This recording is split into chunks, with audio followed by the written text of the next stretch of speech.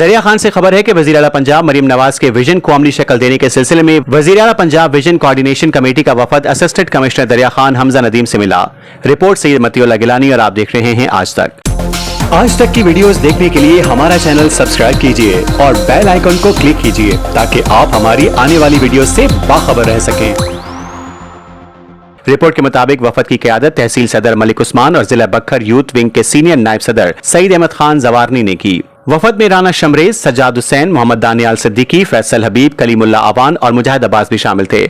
ملاقات کے دوران عوامی مسائل پر تفصیلی بات چیت ہوئی۔ وفد نے نشاندہی کی کہ شہر اور نواحی بازاروں میں گوشت، سبزی اور فروٹس کے نرخ سرکاری ریٹ لسٹ کے برعکس وصول کیے جا رہے ہیں۔ ناجائز تجاوزات شہریوں کے لیے مشکلات کا باعث بن رہی ہیں، جبکہ BISP سینٹر سے پینشنرز سے ناجائز کٹوتیوں کی شکایات بھی سامنے آئیں۔ اس موقع پر اسسٹنٹ کمشنر حمزہ ندیم نے وفد کو یقین دہانی کرائی کہ انتظامیہ ان مسائل کے حل کے لیے بھرپور اقدامات کر رہی ہے۔ ان کا کہنا تھا کہ پرائس کنٹرول کے لیے سخت چیکنگ کی جائے گی، ناجائز تجاوزات کے خلاف کارروائی جاری ہے اور پینشنر سے کسی بھی قسم کی کوئی کٹوتی برداشت نہیں کی جائے گی۔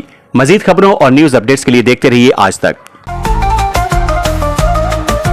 آج تک نیوز، خبر سچ کے ساتھ۔